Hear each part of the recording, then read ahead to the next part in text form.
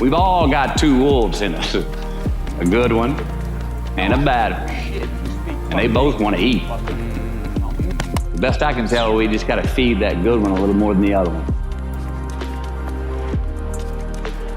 Happiness is an emotional response to an outcome. If I win, I will be happy. If I don't, I won't. It's an if-then, cause and effect, quid pro quo standard that we cannot sustain because we immediately raise it every time we attain it. You see, happiness demands a certain outcome. It is result reliant.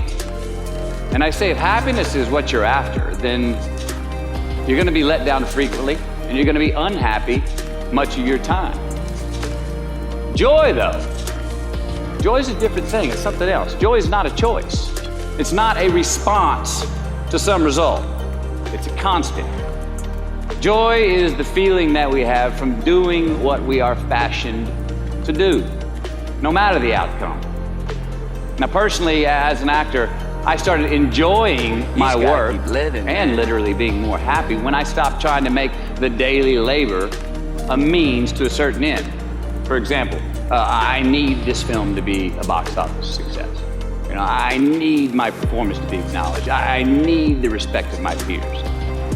All those are reasonable aspirations, but the truth is, as soon as the work, the daily making of the movie, the doing of the deed became the reward in itself for me, I got more box office, more accolades and respect than I ever had before. See, joy is always in process. It's under construction. It is in constant approach, alive and well in the doing of what we're fashioned to do and enjoying it. Now, the easiest way to dissect success is through gratitude. Giving thanks for that which we do have, for what is working, appreciating the simple things we sometimes take for granted. We give thanks for these things, and that gratitude reciprocates, creating more to be thankful for. It's really simple, and it works. Now, I'm not saying be in denial of your failures. No, we can learn from them too, but only if we look at them constructively, as a means to reveal what we are good at, what we can get better at, what we do succeed at. Our life's a verb. We try our best, we don't always do our best. And since we are the architects of our own lives, let's study the habits, the practices, the routines that we have that lead to and feed our success, our joy, our honest pain, our laughter, our earned tears. Let's dissect that and give thanks for those things. And when we do that, guess what happens? We get better at them, and we have more to dissect. It's a get rich quick on the internet, richest 15 minutes of fame world that we live in, and we see it every day. But we all want to succeed, right? So the question that we got to ask ourselves is what success is to us, what success is to you. Is it more money? That's fine. I got nothing against money. Maybe it's a healthy family. Maybe it's a happy marriage. Maybe it's to help others, to be famous, to be spiritually sound, to leave the world a little bit better place than you found it. Continue to ask yourself that question. Now, your answer may change over time, and that's fine. But do yourself this favor. Whatever your answer is, don't choose anything that will jeopardize your soul. Prioritize who you are, who you want to be, and don't spend time with anything that antagonizes your character. Don't drink the Kool-Aid, man. It tastes sweet, but you will get cavities tomorrow, all right? Life is not a popularity contest. Be brave, take the hill, but first answer that question, what's my hill? Well, for me, it's a measurement of 5 things. We got fatherhood. We got being a good husband. We got my health, mind, body, and spirit. We got career, and we got friendships.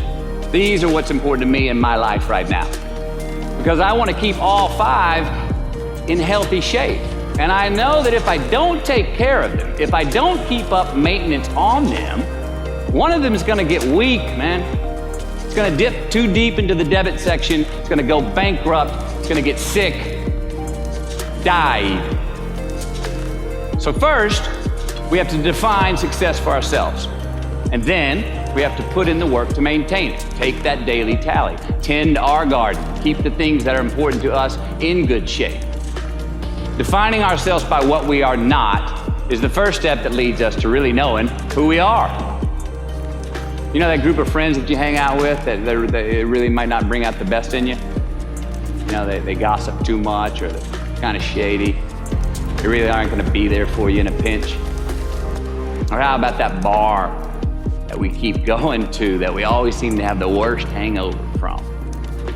Or that computer screen, right? That computer screen that keeps giving us an excuse not to get out of the house and engage with the world and get some real human interaction. Or how about that food that we keep eating? The stuff that tastes so good going down, it makes us feel like crap the next week.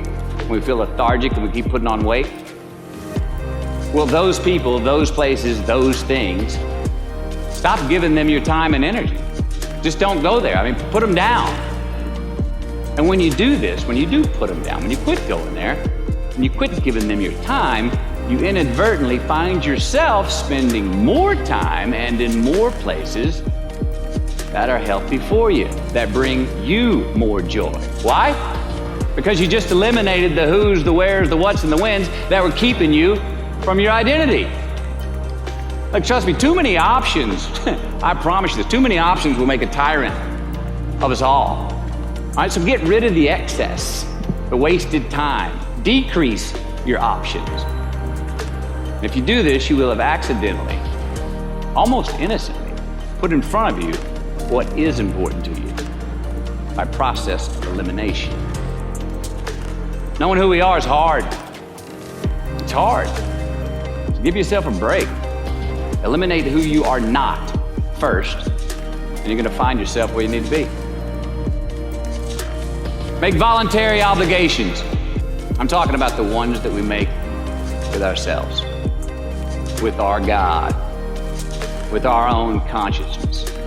I'm talking about the you versus you obligations. We have to have them. Now again, these are not societal laws, expectations that we acknowledge and endow for anyone other than ourselves. These are faith-based obligations that we make on our own. These are not the lowered insurance rates for a good driving record. You will not be fined or put in jail if you do not gratify these obligations I speak of. No one else governs these but you. They are your secrets with yourself, your own private counsel, personal protocols. And while nobody throws you a party when you abide by them, no one's going to arrest you when you break them either, except yourself. An honest man's pillow is his peace of mind. And when you lay down on that pillow at night, no matter who's in your bed, we all sleep alone. These are your personal Jiminy Crickets, and there are not enough cops in the entire world to police them. It's on you. It's on you. We do our best when our destinations are beyond the measurement, when our reach continually exceeds our grasp, and when we have immortal finish lines. And when we do this, the race is never over. The journey has no port. The adventure never ends because we are always on the way. So do this, and let somebody else come up and tap you on the shoulder and say, hey, you scored. Let them run up and tap you on the shoulder and say, man, you won. Let them come tell you, you can go home now. Let them say, I love you too. Let them say, thank you. Take the lid off the man-made roofs that we put above ourselves and always play like an underdog.